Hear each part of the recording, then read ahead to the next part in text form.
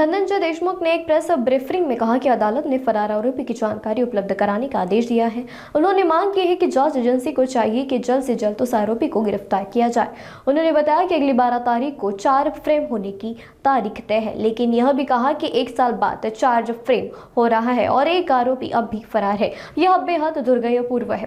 देशमुख ने अपनी अपील में कहा कि 29 नवंबर को प्रथम पुण्य स्मरण है और इस लड़ाई में शामिल सभी लोगों को उपस्थित रहना चाहिए। दुर्दैव असं आहे की आम्हाला जे पुण्यस्मरण आहे किंवा जे एक वर्ष झालं या घटनेला, दुर्दैवी घटनेला, खरं तर हे सांगायला सुद्धा म्हणजे हिंमत होत नाही। 1 वर्ष होऊन देखील आत्ता 4 फ्रेम होत आहे, एक आरोपी फरारचा आहे।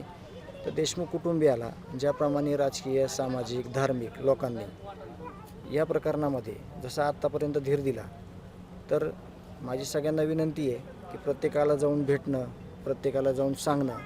या सगळ्या कोर्ट कचेरीच्या संदर्भात तुम्ही बघताय की आज देखील कोर्टाची तारीख होती, तर प्रत्यक्ष जाऊन आम्हाला भेटणं होतं। कारण सुखदुःखात ज्या माणसाने आम्हाला पाठीवर हात दिला, आम्हाला कोणी लढण्याचं शिकवलं, कोणी शैक्षणिक मार्गदर्शन केलं लेकरांना किंवा कुटुंबाला लढ मानण्यासाठी पाठबळ दिलं, अशा सर्व लोकांना माझी नम्रपणे विनंती आहे की 29 नोव्हेंबरला जे पुण्यस्मरण आहे संतोष अण्णा देशमुख माझ्या भावाचं, त्या पुण्यस्मरणाला सगळ्यांनी जसं जमेल तसं यावं अशी माझी विनंती आहे।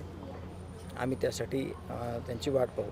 मागच्या 3 महिन्यापासून जो आरोपी आहे, फरार आरोपी झालेला, त्याविषयी काही रिपोर्ट दिलेला नाही। या संदर्भात कोर्टाने सांगितलं की त्याचं काय तपास कुठपर्यंत आला आहे, त्या संदर्भात माहिती देण्यासाठी कोर्टानं आज सांगितलेलं आहे। त्याला विनंती आहे की लवकरात लवकर, आम्ही तर घटना झाल्यापासून म्हणतोय, पण परत अजून एकदा अशा गोष्टी आहेत की त्याचा तपास लवकरात लवकर करून त्याला जेरबंद करावा अशी आमची मागणी आहे। आज कोर्टामध्ये 4 त्याला धरून तारीख पे तारीख सुरू झालेला आहे का?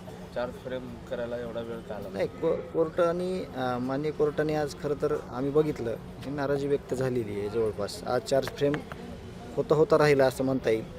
कारण का आता 12 तारीख जी आहे, 12 डिसेंबर, त्या दिवशी 4 फ्रेमची तारीख आहे आणि आरोपी नंबर 2 याचं जे बेल ॲप्लिकेशन होतं, तर समोरच्या वकिलानं आज 3री वेळ होती अर्ज द्यायची, विनंती करायची की पुढच्या तारखेला आर्ग्युमेंट घ्या म्हणून। परंतु जे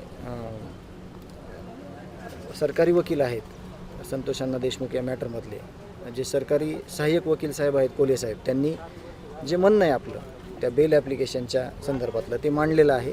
आता फक्त 12 तारखेला त्यांचं म्हणणं आलं की त्या दिवशी ऑर्डर देखील होईल बेल ॲप्लिकेशनची आणि 4 फ्रेम होईल।